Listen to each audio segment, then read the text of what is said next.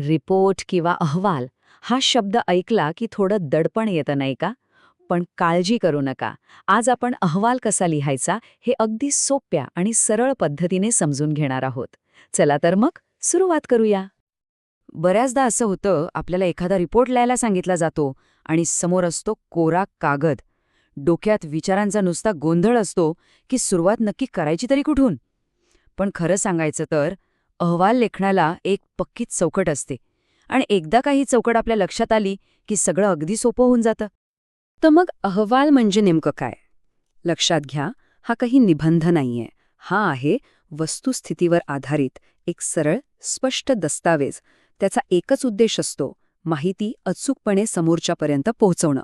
इथे आपल्या मतांना अजिबात जागा नाहीये. महत्त्व आहे ते फक्त आणि फक्त तथ्यांना. चांगला अहवाल लिहिण्याचे ना काही सुवर्ण नियम आहेत.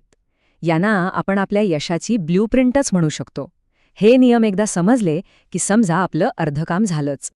यातला सगळ्यात पहिला आणि महत्त्वाचा नियम म्हणजे वस्तुनिष्ठता. म्हणजे काय? तर अहवालात आपल्या वैयक्तिक भावना किंवा मतं अजिबात मांडायची नाहीत. उदाहरणार्थ, उत्सव खूप छान होता, हे झालं आपलं मत. पण त्याऐवजी विद्यार्थ्यांनी शिक्षकांबद्दल आदर व्यक्त केला, हे झालं तथ्य. अहवाल नेहमी असा तथ्यांवरच आधारित असायला हवा, कारण त्यामुळेच तो जास्त विश्वासार्ह ठरतो. दुसरा महत्त्वाचा नियम म्हणजे अहवालाची भाषा. ती नेहमी औपचारिकच असली पाहिजे. यासाठी अनेकदा पॅसिव्ह व्हॉईस म्हणजेच कर्मणी प्रयोगाचा वापर केला जातो. म्हणजे बघा, स्वयंसेवकांनी रस्ते स्वच्छ केले असं लिहिण्याऐवजी स्वच्छता मोहीम राबवण्यात आली असं लिहिलं की लक्ष व्यक्तीकडून क्रियेकडे जातं आणि यामुळे अहवाल अधिक व्यावसायिक वाटतो.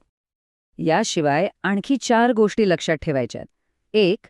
अहवाल नेहमी स्पष्ट आणि नेमका असावा. 2. त्यातली माहिती 100% अचूक हवी. 3. तो लिहिण्यामागचा उद्देश काय आहे हे आपल्याला स्पष्ट माहीत हवं. आणि 4. आपण हा अहवाल कोणासाठी लिहितोय, आपले वाचक कोण आहेत याचा विचार करणं खूप गरजेचं आहे. चला, नियम तर आपल्याला समजलेत. आता वळूया प्रत्यक्ष लिखाणाकडे. आपण संपूर्ण प्रक्रिया काही सोप्या पायऱ्यांमध्ये पाहणार आहोत. म्हणजे कोऱ्या कागदापासून ते अंतिम मसुद्यापर्यंतचा प्रवास अगदी सोपा होईल. तर या आहेत त्या 4 मुख्य पायऱ्या. पहिली, एक आकर्षक शीर्षक द्या आणि मग ठिकाण, तारीख आणि आपलं नाव लिहा. दुसरी पायरी, पहिल्याच पॅराग्राफमध्ये सगळी महत्त्वाची माहिती देऊन टाका. तिसरी, पुढच्या पॅराग्राफमध्ये त्या घटनेचे तपशील सांगा. आणि चौथी, सगळ्यात महत्त्वाची पायरी, म्हणजे सगळं लिहून झाल्यावर व्याकरण आणि स्पेलिंगच्या चुका आहेत का हे नीट तपासून घ्या.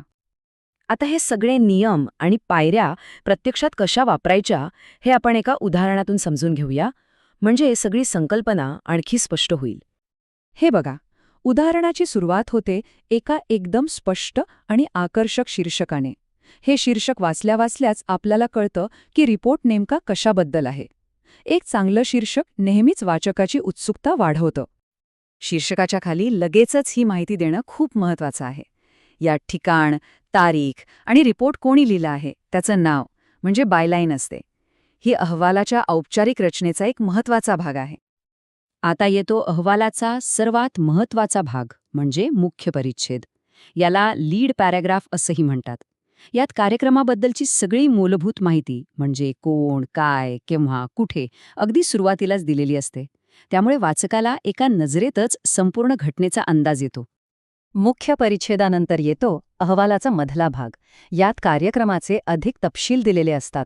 उदाहरणार्थ, प्रमुख पाहुणे कोण होते, त्यांनी काय म्हटलं किंवा कोणते सांस्कृतिक कार्यक्रम झाले. हा भाग अहवालाला अधिक सविस्तर बनवतो. चला तर, आपला अहवाल आता जवळजवळ तयार आहे. पण तो सादर करण्याआधी एक शेवटची तपासणी करणं खूप गरजेचं आहे. ही अंतिम तपासणी सूची आपला अहवाल अगदी परिपूर्ण बनवेल. आपला रिपोर्ट फायनल करण्याआधी स्वतःला हे 4 प्रश्न नक्की विचारा. 1.